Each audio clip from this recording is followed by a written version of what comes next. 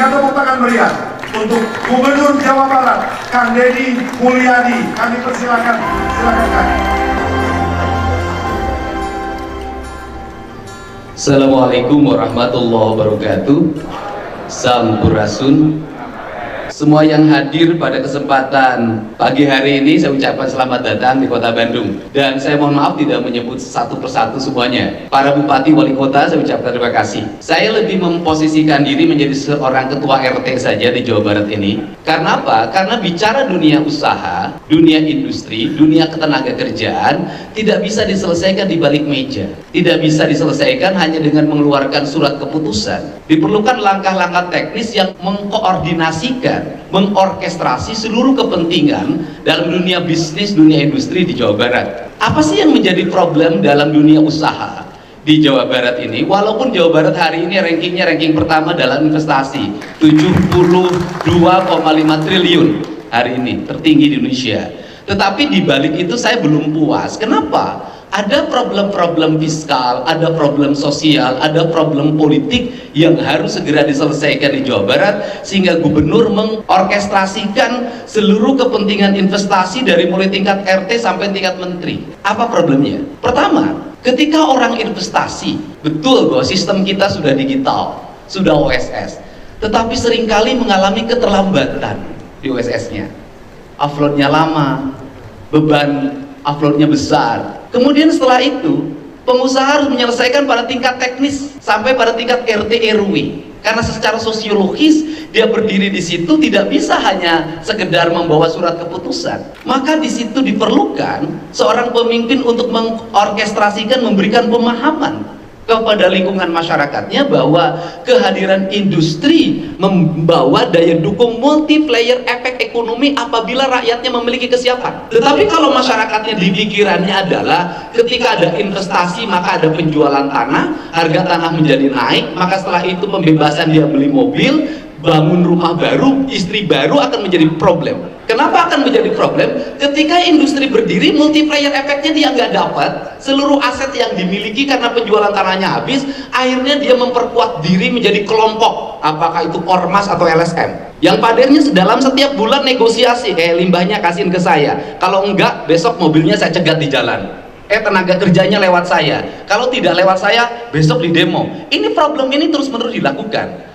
Maka apa yang dilakukan oleh Pemprov Jabar ketika saya memimpin yang pertama adalah mengeluarkan surat keputusan, yaitu pembentukan Satgas anti premanisme, melarang perusahaan untuk mengeluarkan dana THR, melaporkan kepada gubernur apabila terjadi intimidasi pada perusahaan, dan gubernur akan datang dengan segenap pasukannya. Kenapa? Karena ekonomi Indonesia tidak akan berjalan manakala investasi tidak hadir. Itu yang pertama. Kemudian yang kedua, saya lihat tayangan-tayangan tadi, ada gambar-gambar Bupati Bekasi membuat job fair. Itu lagi cek berapa sih kemampuan orang rekrutmen tenaga kerja di Bekasi. Ternyata tidak koordinasi dengan saya. Saya lihat ada peristiwa di Cianjur juga sama, tidak lapor ke Dinas Tenaga Kerja. Bogor juga sama. Hari ini Jawa Barat merubah sistem itu semua, bahwa dimulai bulan Agustus tidak ada lagi lamaran kerja manual. Apa yang kita lakukan? Yang kita lakukan adalah membangun sistem data rekrutmen tenaga kerja berbasis digital, di mana Dinas Tenaga Kerja Provinsi dan Kabupaten Kota menyajikan data lulusan kerja, angkatan kerja yang tersedia, kemudian terkoneksi dengan perusahaan-perusahaan, dan perusahaan juga harus mau update, mau berkomunikasi, mau berselancar dengan Dinas Tenaga Kerjanya. Ketika perusahaan membutuhkan lapangan kerja, maka tidak perlu lagi diumumin loker, kemudian dia cukup cari di data digital itu, apa, siapa, kualifikasinya apa, lulusan apa, pengalamannya apa, kemudian dipanggil dulu. Setelah dipanggil kemudian assessment, kemudian dilakukan fit and proper test. Setelah lulus baru mereka mengurus persyaratan kerja. Problem hari ini adalah persyaratan kerja dibuat ketika melamar kerja. Orang nggak punya duit bikin persyaratan, persyaratannya pinjem ke bank keliling, pinjem ke bank emok, jadi beban. Ketika tidak diterima, dia merasa orang desa tersebut tidak diterima, dia ngamuk, Pak. Ini problem. Saya kemarin menyelesaikan konflik di Kerawang. Ada perusahaan suku cadang otomotif yang membuat rekrutmen tenaga kerja di masyarakat desa setempat itu 162 daftar, hanya 2 yang lulus. Kepala desanya ngamuk. Kemudian menekan perusahaan dan kebetulan manajer personalianya mengucapkan ucapan yang menyinggung dan bersifat sara. Kemudian saya undang kepala desanya, saya bicara apa problemnya. Problemnya adalah yang lamar kerja di matematika dasarnya lemah. Karena di matematika dasarnya lemah, maka waktu itu juga saya perintahkan kepala desanya buka kantor desa, siapkan kursi 100, mulai hari Senin saya kirim guru untuk ngajar matematika dasar agar nanti ketika seleksi tidak kalah matematika dasarnya. Problem pendidikan kita hari ini Pak Menko adalah sekolah kita lebih sibuk pada pengajaran, bukan pembelajaran. Sekolah kita kadang tidak baca apa yang menjadi kebutuhan pasar kerja. Sibuk dengan kurikulum, yang penting 1000 halaman disampaikan. Yang 1000 halaman itu muridnya stres, gurunya capek, ketika lulus seleksi di perusahaan nggak keterima. Ini problem. Nah, sudah saatnya hari ini Apindo, pemerintah Provinsi Jawa Barat dan seluruh stakeholder dalam dunia usaha di Jawa Barat, satu, dunia usahanya harus terbuka. Kenapa? Banyak juga oknum HRD yang seringkali main-main dengan masyarakat sekitar, melakukan rekrutmen terima duit. Saya buka saja, ini problem. Dan mulai Agustus saya ingin menangkap dengan jajaran kepolisian ini. Kenapa? Ini memperburuk citra investasi. Nah, itu yang pertama. Yang kedua, problem kita apalagi Pak Menko, saya juga suka kasihan sama pengusaha ini. Kenapa? Sudah bayar pajak dipajakin.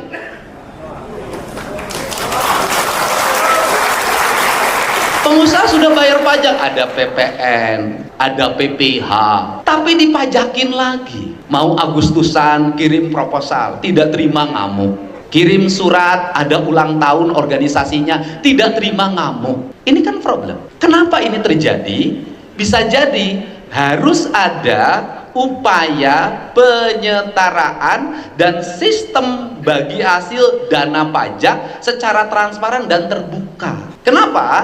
Perusahaan, desa di sekitar perusahaan seringkali mengalami problem. Infrastrukturnya perlu baik, sarana air bersihnya perlu baik, rakyat di sekitarnya harus meningkat ekonominya, pendidikannya harus baik. Ini kan yang terjadi. Nah, yang terjadi hari ini kan ketika ada dana bagi hasil baik ke kabupaten maupun ke provinsi, tidak menjadi prioritas dari investasi. Dia bikin untuk kunjungan kerja duitnya. Sehingga saya hari ini larang, nggak boleh. Harus difokuskan untuk apa? Infrastruktur. Kemudian seluruh kebutuhan desa itu harus di-maintain dengan baik, tidak boleh lagi minta ke pabrik. Kenapa? Karena tidak ada itu regulasinya. Kalau perusahaannya kemudian belum ada petunjuk dari atasannya, maka yang digejek-gejek manajer HRD-nya. Nah, ini harus dibuat siklusnya, sehingga saya nanti akan ngatur di dana desa provinsi. Anda basisnya industri, maka fokus saya adalah hari ini air bersih di sekitar industri harus baik, jalan harus dipastikan harus baik, rumah rakyat miskinnya harus baik, sekolahnya harus baik, anak-anaknya harus bisa sekolah dengan baik. Kemudian setelah itu pemerintah terbuka mengumumkan kepada rakyat bahwa jalan di desa Anda dibangun berdasarkan pembayaran pajak dari perusahaan yang ada di sini. Anak-anak di sini kuliah itu dapat beasiswa dari provinsi, uangnya dari dana bagi hasil pajak pemerintah pusat dan provinsi. Air bersih dibangun berdasarkan pajak yang dibayarkan oleh perusahaan. Para bupati, para wali kota, anggota DPRD harus mengatakan bahwa Anda dapat aspirasi untuk kepentingan rakyat, bukan dari Anda, bukan dari gubernur, tapi pembayaran pajak yang dilakukan oleh perusahaan-perusahaan. Dan sekarang balik lagi, kalau tidak diomongin itu, maka rakyat nganggap ada pabrik di sini, baunya kami ke tiap hari, bisingnya kami dapat. Kalau ada pencemaran kami yang pertama keracunan, tapi mana kontribusinya bagi daerah? Ujungnya perusahaan ketika ditekan itu adalah kalau keracunan kanda limbah udara bagi sembako sama susu. Saya selalu menolak, nggak boleh pencemaran ditukar sama sembako sama susu, nggak ada kaitannya. Perbaiki sistem limbahnya, bukan bagi sembako. Ini harus segera dibenahi. Kenapa? Karena kita lagi menuju masyarakat digital. Satu tingkat lagi harus naik. Mereka harus mulai rasional. Mereka harus ngerti fiskal kita. Maka kebijakan Provinsi Jawa Barat hari ini yang mengumumkan seluruh anggaran belanja Provinsi Jawa Barat kepada masyarakat secara terbuka. Tujuannya untuk satu, membangun kepercayaan publik bahwa negeri ini, provinsi ini dibangun bukan oleh gubernur, bukan oleh bupati wali kota, tetapi secara gotong royong, secara bersama, yang dikelola melalui melalui sistem yang seperti koperasi yang dikelola oleh negara. Ini yang dibangun. Kenapa? Uangnya berputar dari pajak, lahir ke sini, dari sini lahir ke sini. Yang perlu dilakukan hari ini adalah bagaimana pemerintah provinsi, kabupaten, kota menata fiskal. Sehingga saya sampaikan hari ini, pemerintah provinsi Jawa Barat mengambil beberapa kebijakan strategik bahwa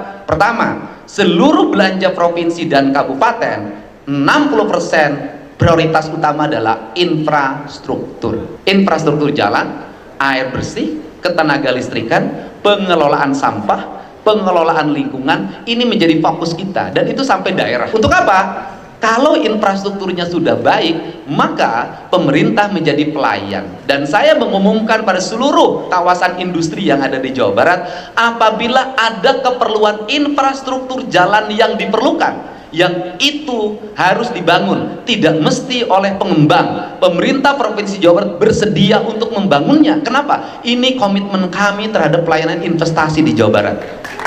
Jadi pertama.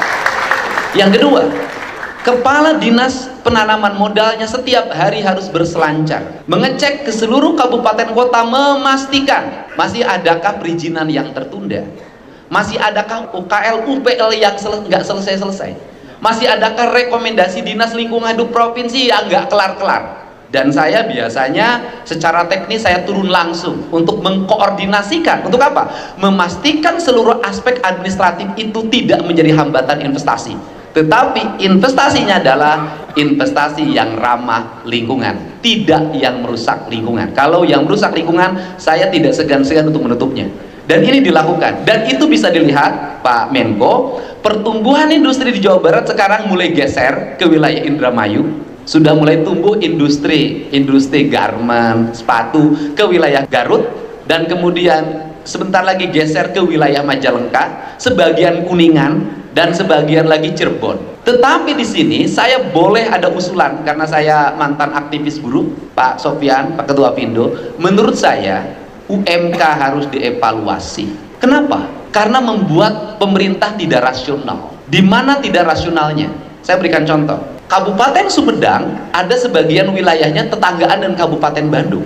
Ada tetanggaan lagi kawasan industrinya dengan Kabupaten Subang. Yang di sini sekian, yang di sini sekian, tetanggaan. Purwakarta tetanggaan dengan Kerawang, Bekasi tetanggaan dengan Kerawang, kemudian Bekasi tetanggaan dengan Bogor. Pabriknya deketan, upahnya bedanya 500.000. Ini kan harus dievaluasi. Menurut saya boleh menyampaikan gagasan, saya lebih setuju upah itu ditetapin sektoral tanpa membedakan wilayah. Tidak usah membedakan wilayah lagi, udah sektoral. Sektor kimia, energi, dan pertambangan dimanapun sekian upahnya. Sektor garment dimanapun sekian. Sektor makanan dan minuman dimanapun sekian. Sehingga tidak lagi upah menjadi bahan komoditi politik. Kenapa? Berbahaya penetapan UMK ketika pilkada. Tidak semua gubernur punya daya tahan tekanan, tidak semua bupati punya daya tahan tekanan. Kalau daya tahan tekanannya lemah, maka dalam waktu sekejap dia bisa loncat upahnya. Ini juga harus menjadi, bagi saya, upah itu bukan politik. Upah adalah kalkulasi hitungan ekonomi. Yang terakhir, tugas kita sebagai pemimpin adalah upah naik terus tidak akan memiliki dampak bagi kehidupan buruh, manakala kehidupan buruh biaya hidupnya mahal. Kalau biaya pendidikannya mahal, biaya air bersihnya mahal, biaya listriknya mahal, biaya transportasinya mahal, maka kenaikan upah tidak akan berdampak pada kesejahteraan buruh. Maka tugas kita, para bupati dan wali kota dan gubernur, adalah menekan agar biaya produksi rakyat kita menurun. Bagaimana caranya kita menciptakan agar harga pangan stabil?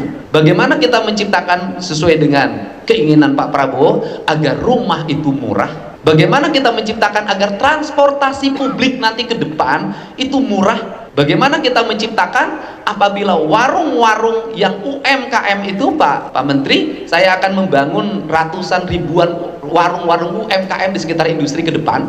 Tujuannya untuk apa? Warungnya dibangunkan oleh pemerintah, otomatis mereka tidak usah kredit, maka mereka tinggal ngisi, maka dia bisa menjual makanan dengan murah kepada karyawan industri. Ini prinsip-prinsip dasar, dan termasuk barangkali mulai tahun ini kami akan membangun kantin-kantin yang tidak manusiawi yang tersebar di sektor industri garment. Industri garment itu tidak pernah nyiapin makan. Kantinnya itu sudah di depan perusahaannya pada bocor, makanannya seblak, mie ayam, bakso. Kemudian apa yang terjadi? Mohon maaf, yang terjadi karyawan perempuan itu lupa telat ganti pembalut, telat ganti celana dalam. Akhirnya apa? Angka kanker serviks pada mereka meninggi, dan ketika terkena kanker mereka berhenti ter-PHK. Ini juga problem kemanusiaan yang harus diselesaikan.